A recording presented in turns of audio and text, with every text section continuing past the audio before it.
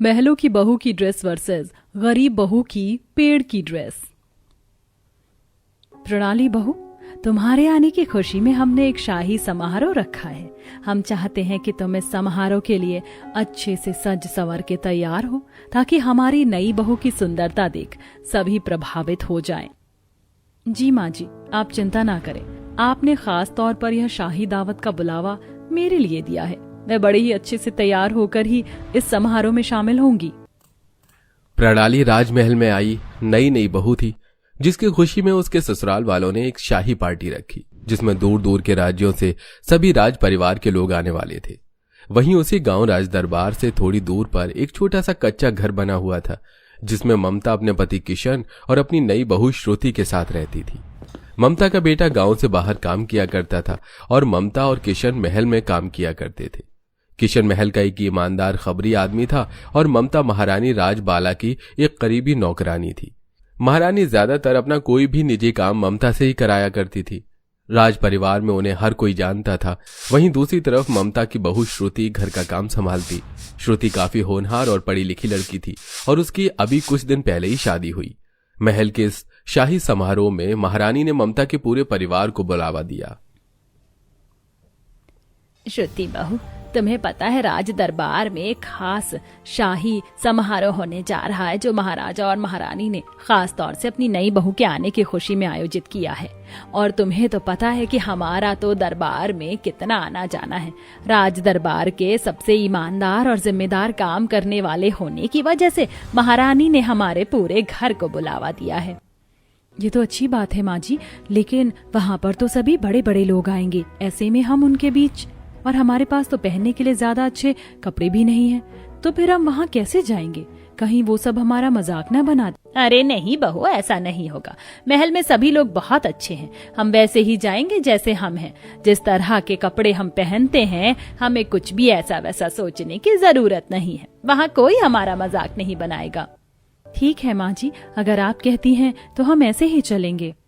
इसके बाद कुछ दिन गुजरे और अब शाही समारोह का दिन आ गया। महल की नई रानी प्रणाली को तैयार करने के लिए खास महंगे मेकअप आर्टिस्ट और हेयर ड्रेसर्स को बुलाया गया और शाही समारोह प्रणाली की ड्रेस भी विदेशी फैशन डिजाइनर से तैयार कराई गई।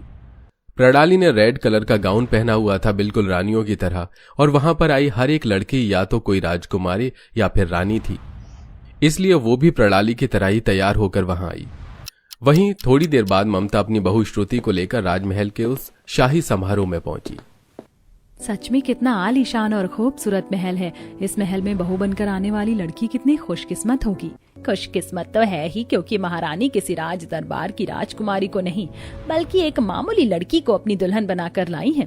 उनकी शुरू से ये मंशा रही है कि वो किसी राजकुमारी के बजाय किसी सीधी साधी आम लड़की को अपनी बहू बनाए।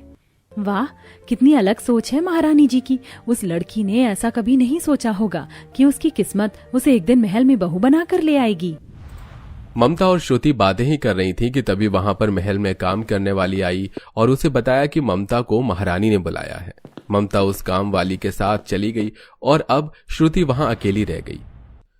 श्रुति महल और वहां आए लोगों के पहनावे को देखकर काफी प्रभावित थी। वहां आई हुई राजकुमारी और रानियों ने बड़ी ही सुंदर सुंदर ड्रेसेस पहन रखी थी। श्रुति को शादी से पहले से ड्रेसेस डिजाइन करने का शौक था, लेकिन गरीब ससुराल में होने की वजह से उसने अब काफी समय से कोई ड्रेस नहीं बनाई थी।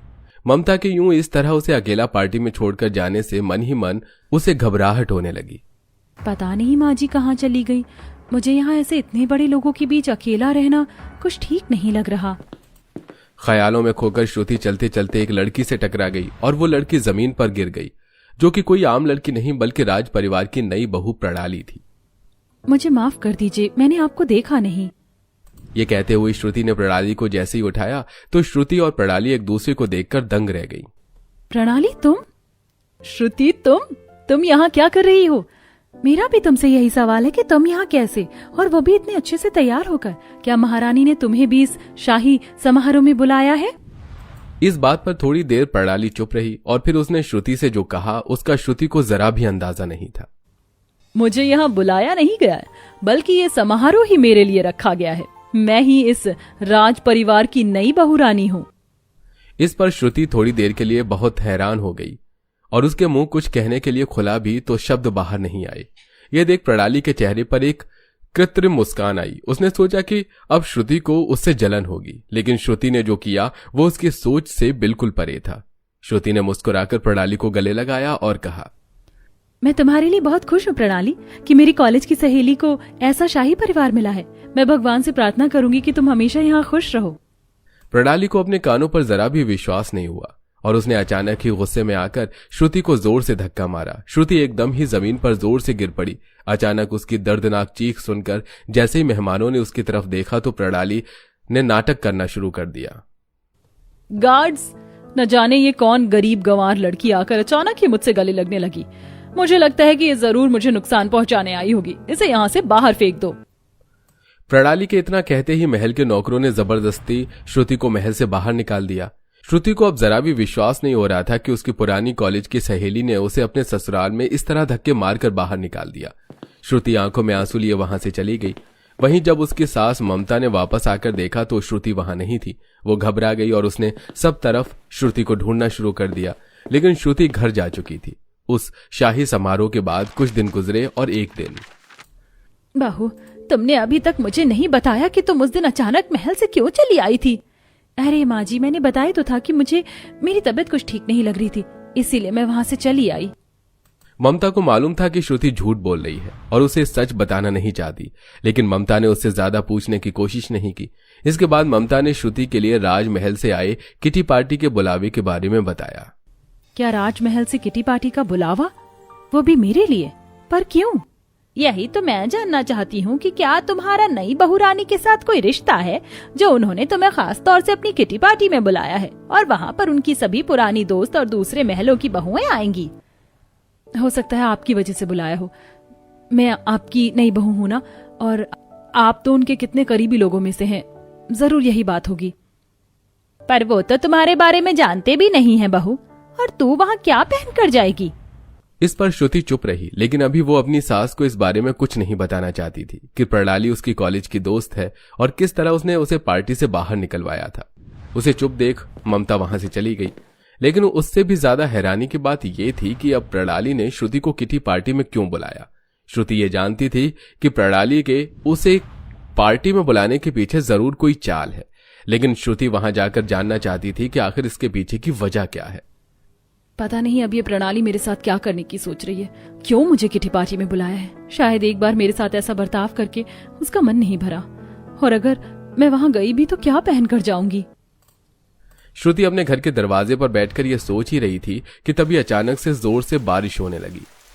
अरे वाह, इस बारिश ने तो मेरा मन खुश कर दिया। ये मिट्टी की खुशबू, आहा, क्या मौसम आया है, ला ला ला ला ला ला, पूरब से मस्तानी पुरवाई चली, खुशबू से महकी है फूलों की कली, गीत गाए नदियाँ और लहरों में है सरगम।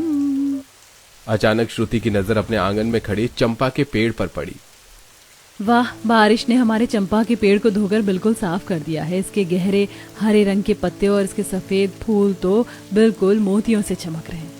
मैं अपने घर पर कुछ इसी तरह पेड़ पौधों से ड्रेस डिजाइन किया करती थी।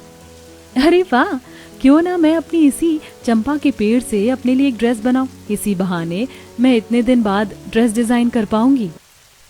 फिर क्या था, श्रुति उस चंपा के पेड़ के पास गई और उसने वहां से ढेर सारे पत्ते, फूल और कुल्हाड़ी से पेड़ की छाल उतार कर ली। फिर उसने अपनी एक साड़ी निकाली और उसे काट कर उनसे उस साड़ी को एक गाउन में बदल दिया। फिर श्रुति ने वो चंपा के फूलों को लिया और ड्रेस की पेटी पर लगे। उसने पेड़ की छालों को ड्रेस के घेरे पर लगाकर उस पर पत्ते सजाए और नीचे पल्ले की जगह पर उसने फूलों की लेस बनाकर लगाई। ये ड्रेस तो उससे भी कम समय में बनके तैयार हो गई जितना मैंने सोचा था, और कितनी सुंदर भी लग रही है। मैं अब इसी ड्रेस को पार्टी में पहन कर जाऊंगी। कुछ देर बाद जब ममता महल से घर वापस लौटी तो उसने देखा कि उसकी बहू एक फूल, पत्तों और पेड़ की छालों से बनी बड़ी ही सुंदर ड्रेस पहनकर पार्टी में जाने को तैयार हो गई थी। बहू, ये इतनी सुंदर ड्रेस तुझे कहाँ से मिली?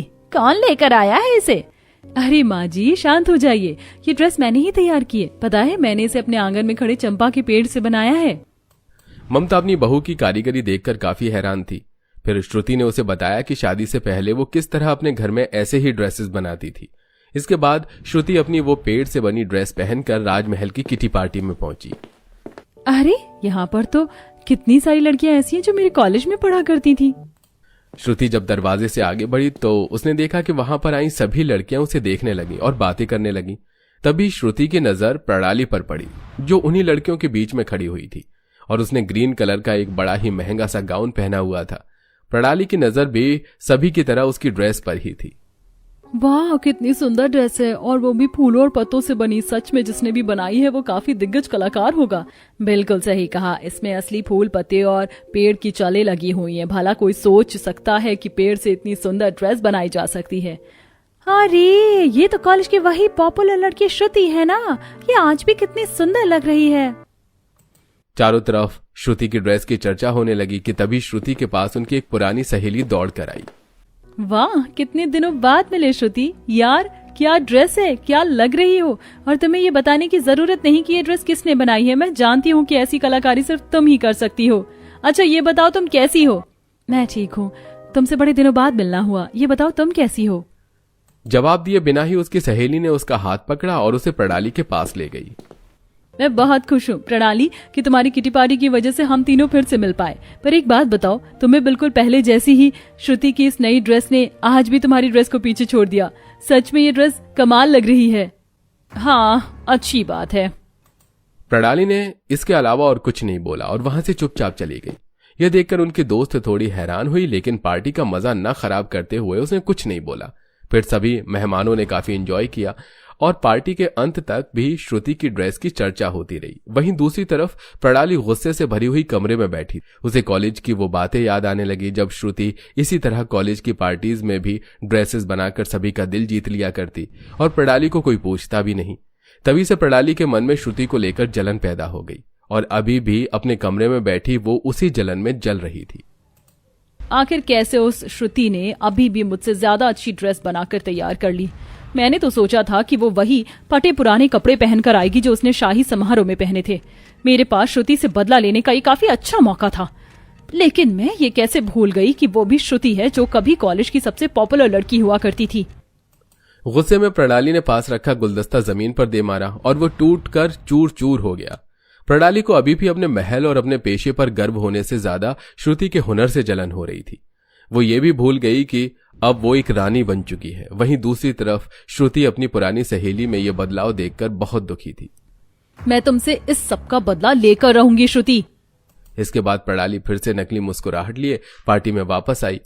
अब पार्टी लगभग खत्म हो चुकी थी कि तभी वहीं उनकी पुरानी दोस्त श्रुति का हाथ पकड़कर फिर प्रणाली के पास लेकर गई और बोली, तुम दोनों की शादी हो चुकी है, इस पर मैं बहुत खुश हूँ और अब मैं चाहती हूँ कि तुम दोनों मेरे घर आओ। शादी के बाद मेरी तरफ से तुम्हारे लिए पहला इनविटेशन। अगर तुम आओगी तो मुझे बहुत खुशी होगी। अब मुझे देर हो रही है, मैं चलती हूँ।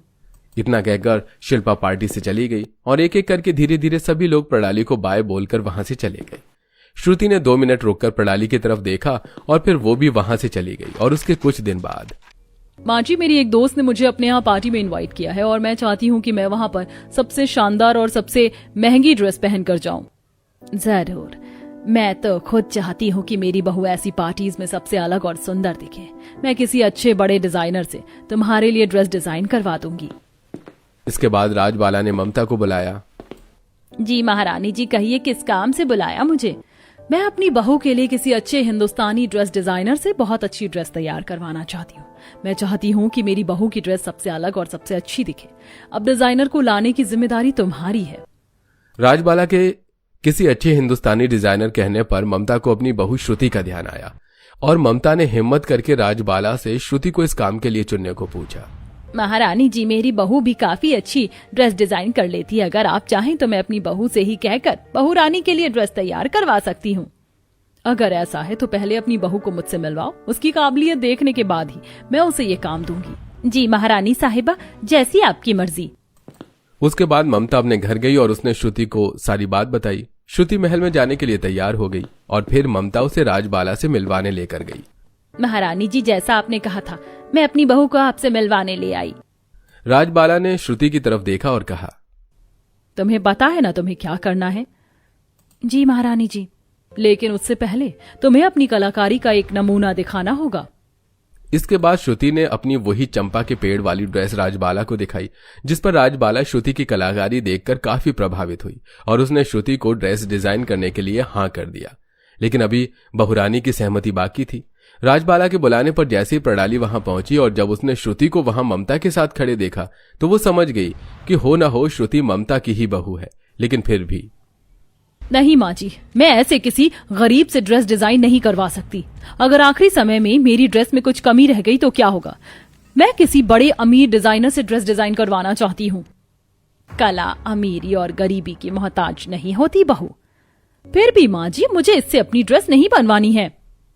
प्रणाली के इतना मना करने के बाद राजबाला ने प्रणाली के सामने श्रुति को ड्रेस डिजाइन करने से मना कर दिया और फिर श्रुति से कहा, अगर कोई दिक्कत आती है तो हम तुम्हारे ही पास आएंगे, तुम तैयार रहना।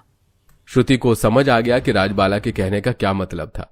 इसके बाद श्रुति अपने घर आई और सोचने लगी कि अब वो किस तरह की ड्रेस बनाए। चंपा के पेड़ से वो ड्रेस बना चुकी थी। पिछली बार की ही तरह श्रुति अपने घर से फिर किसी ऐसी चीज की तलाश में निकल गई जिससे वो ड्रेसेस तैयार कर सके। रास्ते में चलते चलते उसके सिर पर एक खजूर आकर गिरा। आउच, ये क्या? ये मेरे सर पर क्या आकर लगा? जैसे ही उसने ऊपर नजर उठाई, उसने देखा कि एक आदमी खजूर के पेड़ पर चढ़ा हुआ वहां से खजूर तोड़ रहा था। इतना देखते ही श्रुति के दिमाग में तभी एक आइडिया आया और वो उस आदमी से बोली, भैया, ओ भैया। श्रुति की आवाज सुनकर उस आदमी ने नीचे देखा और पूछा, अरे क्या बात है लड़की, क्यों चिल्ला रही है? भैया, क्या आप मुझे इस खजूर के पेड़ के थोड़े से पत्ते और छाल उतार कर दे सकते हैं?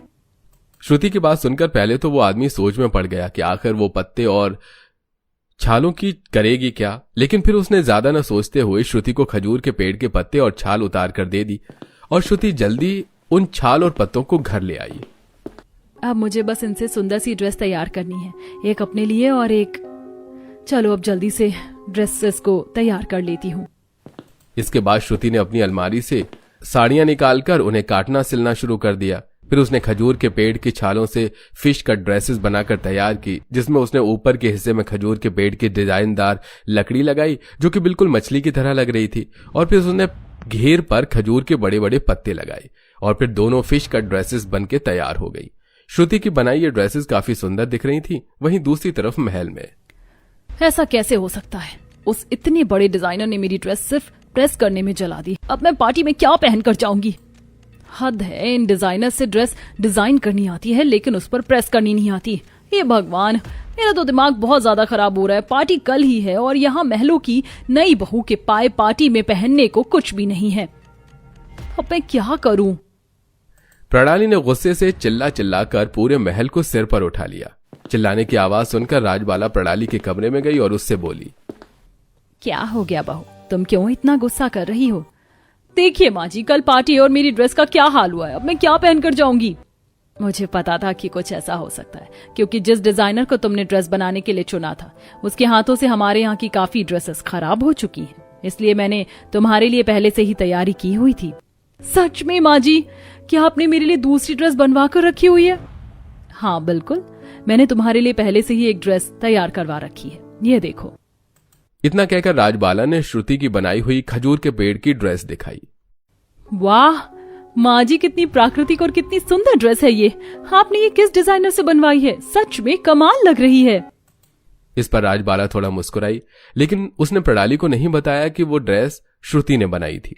फिर अगले दिन प्रणाली बड़ी खुशी के साथ उस खजूर के पेड़ की ड्रेस को पहनकर पार्टी में पहुंची तो पार्टी में आए सभी बड़े बड़े अमीर मेहमान उसे देखने लगे और उसकी ड्रेस की तारीफ करने लगे। ये देख प्रणाली बहुत खुश हुई, लेकिन अचानक ही उसकी नजर पार्टी में आई श्रुति पर पड़ी तो उसने देखा कि श्रुति ने भी बिल्कुल वैसे ही खजूर के पेड़ की ड्रेस पहन रखी थी। प्रणाली देख ही रही थी कि तभी उसकी सहेली मान्यता वहां पर आई और बोली, ओह, तो दोनों सहेलियों ने पहले ही सोच लिया था कि पार्टी में एक जैसी ड्रेस पहननी है। बस मैं ही पीछे रह गई और मेरी दोनों दोस्त इतनी अच्छी ड्रेसेस पहनकर पार्टी में आई हैं। प्रणाली इस पर कुछ नहीं बोली और श्रुति प्रणाली को खामोश देखकर काफी घबराई हुई थी। उसे लगा कि शायद प्रणाली अब पार्टी से चली जाएगी, लेकिन प्रणाली को वो सारे दिन याद आने लगे जब वो एक जैसे कपड़े पहनकर स्कूल, कॉलेज और उनकी पार्टियों में जाया करती और हमेशा श्रुति ही उसके लिए ड्रेस डिजाइन करती थी। और इसी तरह आज भी श्रुति ने उसकी इज्जत रखी, वरना वो पार्टी में नहीं आ पाती। प्रणाली को मन ही मन अपने किए पर बहुत पछतावा हो रहा था। उसकी आंखों में आंसू आ गए और वो रोते हुए श्रुति से माफी मांगने लगी। तब इस पर श्रुति ने उसे गले लगाया और कहा, कोई बात नहीं पगली, दोस्ती में तो चलता रहता है, इसीलिए दोस्ती में नो सॉरी और नो थैंक यू। इस पर तीनों सहेलियों को हंसी आ गई और वो फिर से एक हो गईं।